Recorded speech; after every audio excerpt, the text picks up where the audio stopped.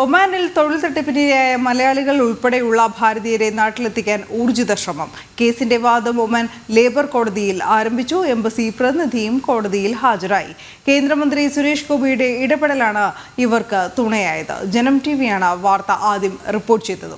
ആന്ധ്ര സ്വദേശികളായ കമ്പനി ജീവനക്കാരാണ് തങ്ങളെ ചതിച്ചതെന്നും തൃശൂർ മാള സ്വദേശിയായ ഏജന്റാണ് ജീവനക്കാരുമായി ബന്ധപ്പെടുത്തിയതെന്നും തട്ടിപ്പിനിരയായവർ പറഞ്ഞു.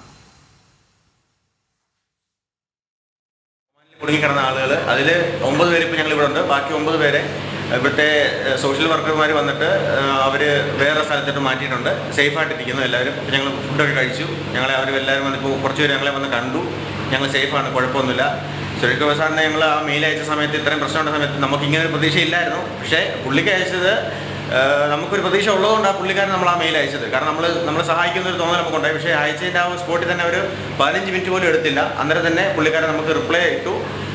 പിറ്റേ രാവിലെ തന്നെ എംബസി വിളിച്ച് കാര്യങ്ങളെല്ലാം നടപടി മുമ്പോട്ട് നീക്കി. ഇപ്പോൾ ഞങ്ങൾ സേഫാണ്.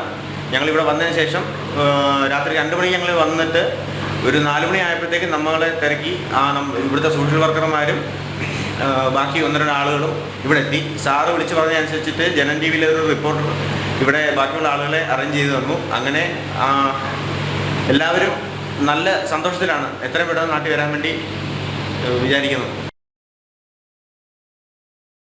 ഞങ്ങളിപ്പോൾ ഇവിടെ ലേബർ കോർട്ടിൽ വന്നായിരുന്നു. ലേബർ കോർട്ടിൽ വന്നപ്പോൾ നമ്മൾ നമ്മുടെ കാര്യങ്ങൾ പറഞ്ഞു. അപ്പോൾ ഇവിടുത്തെ നമ്മുടെ സ്പോൺസർ പറയുന്നത്, അയാൾ പറയുന്നത് ഞങ്ങൾ കാരണം അയാൾക്ക് ഇത്രയും പൈസ നഷ്ടമായെന്ന്. അയാൾക്ക് ആ പൈസ കിട്ടുവാണെങ്കിൽ അയാൾ നാട്ടിലോട്ട് പോകാൻ സമ്മതിക്കത്തുള്ള രീതിയിൽ അയാൾ ഇപ്പോൾ ലേബർ കോർട്ടിൽ പറഞ്ഞു.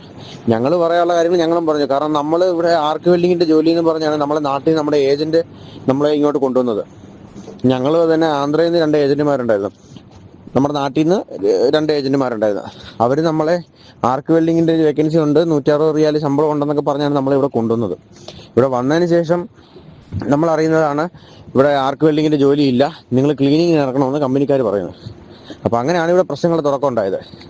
ഇല്ലെങ്കിൽ മിഗ് വെൽഡിങ് ചെയ്യണമെന്ന് പറഞ്ഞു. നമുക്കത് അറിയത്തില്ല, അറിയാത്ത കാര്യം നമ്മൾ ചെയ്യാൻ പറ്റത്തില്ല. അപ്പോൾ നമ്മളത് അവരോട് പറഞ്ഞപ്പോഴും ഇവർ ഇത്രയും ദിവസം നമ്മളെ വെച്ച് ഇവിടെ താമസിപ്പിക്കുമായിരുന്നു.